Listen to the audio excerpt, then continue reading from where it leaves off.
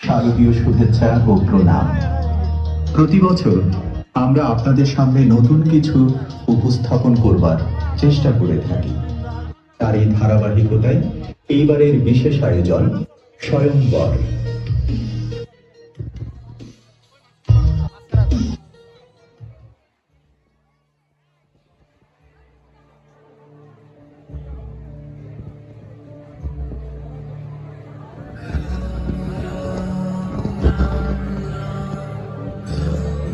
হিন্দু ধর্মীয় শাস্ত্রের অন্যতম অংশ রামায়ণ। বিষ্ণুর সপ্তম অবতার রাম ছিলেন অযোধ্যার রাজা দশরথ ও তার জ্যেষ্ঠা স্ত্রী কৌশল্যার জ্যেষ্ঠ ও প্রিয়তম পুত্র। মিথিলার রাজা জনক ছিলেন দেবী সীতার পিতা। পুরাণ মতে সীতা ভূমি থেকে উৎপন্ন হয়েছিলেন এবং রাজা জনক তাকে দত্তক কন্যা হিসেবে লালন করেন। যখন সীতা প্রাপ্ত বয়স্ক হন, রাজা জনক স্বয়ংবরের আয়োজন করলেন এই শর্তে, যে রাজপুত্র দেবতা শিবের হরধনুকে তুলতে ও দড়ি দিতে সক্ষম হবে, সীতা তার সঙ্গেই বিবাহ বন্ধনে আবদ্ধ হবেন। অনেক রাজা, রাজপুত্র, বীর যোদ্ধা, এমনকি লঙ্কারাজ রাবণও উপস্থিত হলেন সেই সভায়। স্বয়ংবরের কথা শুনে বিশ্বামিত্র রাম ও লক্ষ্মণকে সাথে নিয়ে জনকের আমন্ত্রণে অনুষ্ঠানে অংশগ্রহণ করলেন। প্রজাজন, আজ আমার কন্যা সীতার স্বয়ংবর। বহু যুগ পূর্বে শিব ঠাকুরের যে ধনুক আমি পূজার সময় পেয়েছিলাম, সেই হরধনু তুলতে পারবে যে বীর, কন্যা সীতার প্রতি পরমেশ্বর হবার অধিকারী হবে সেই। রাজন, সবকিছু প্রস্তুত। রাজারা একে একে আসছেন।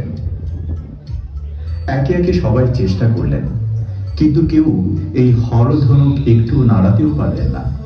সবাই যখন হতাশ হলেন, তখন অতি দম্ভের সাথে এগিয়ে এলেন লঙ্কারাজ রাবণ। পরম শিব ভক্ত হওয়ায় তার মনেও প্রবল আত্মবিশ্বাস ছিল, কিন্তু না, তিনিও পারলেন না। ক্ষুব্ধ হয়ে বললেন, এই অপমান আমি কখনোই ভুলব না জনক। যে ধনুক আমি তুলতে পারিনি, সেই ধনুক তোলার ক্ষমতা কারো নেই।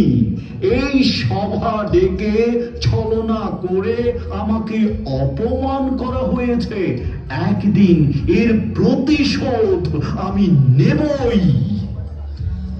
সবার ব্যর্থতা দেখে রাজা জনক অতি আবেগপ্রবণ হয়ে গেলেন এবং অনেক দুঃখ নিয়ে বলেন, আপনারা নিজেদের অনেক শক্তিশালী আর বীর ভাবেন, অথচ একটা ধনুক তোলার ক্ষমতাটুকু আপনাদের নেই। আমারই ভুল হয়েছে এই সভার আয়োজন করে। তা না হলে আজ আমার কন্যার এহেন অপমান সইতে হতো না। রাজন, জনক, আমি বিশ্বামিত্র, এই যুবক অযোধ্যার রাম, রাজা দশরথের পুত্র। আমি চাই তাকেও একবার সুযোগ দেওয়া হোক। অল্প বয়সে কি পারবে ধনুক তুলতে? রাজন, অগ্নিতে সোনার পরিচয় মেলে, সুযোগ দিন। ঋষি বিশ্বামিত্রের কথায় এগিয়ে গেলেন রাম। মন ভরে স্মরণ করলেন মহাদেবকে। মহাদেবের হৃদয়ে যে নারায়ণের বাস। ধনু তোলার আগে বললেন, সভায় উপস্থিত সকল শ্রদ্ধেয় অতিথিগণ, এই কাজ আমি নিজের গৌরবের জন্য করছি না। গুরু আজ্ঞা পালন করাই আমার ধর্ম। প্রভু, যদি এই কর্ম ধর্ম সঙ্গত হয়, তবে সফল করুন। রাম এক হাতেই সেই ধনুক তুলে ধরেন। বাঁকাতে গিয়ে ধনুক ভেঙে যায় বিকট শব্দে। প্রকম্পিত হয় চারদিক। সবাই বিস্ময়ে চমকে ওঠে। যা কেউ পারল না, তাই এই যুবক করল। আজকের দিন মিথিলার ইতিহাসে চিরস্মরণীয়। আমি কথা দিয়েছিলাম, আজ হতেই তুমি আমার জামাতা সীতার পতিদেব। সীতা, এগিয়ে এসো, মালাদান করো বীরের গলায়।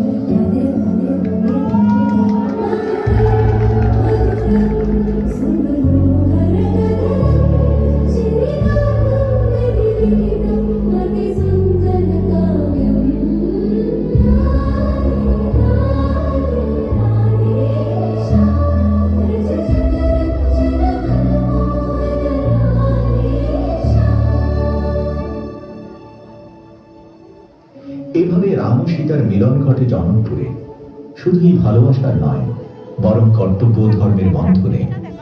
কিন্তু রাবণের মনে সেদিক থেকেই জন্ম নেয় তীব্র ক্ষোভের, যা পরবর্তীতে সীতাহরণের মাধ্যমে ভয়ঙ্কর রূপ নেয়।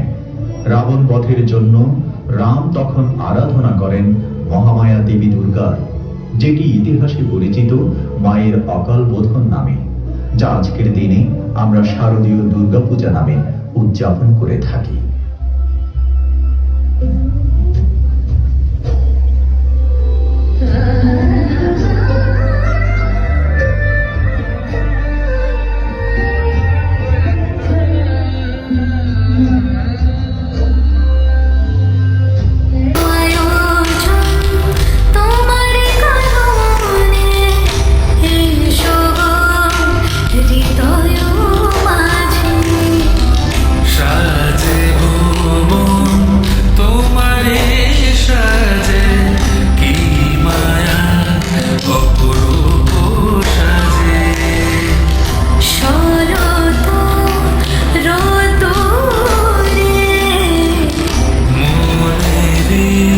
অন্তর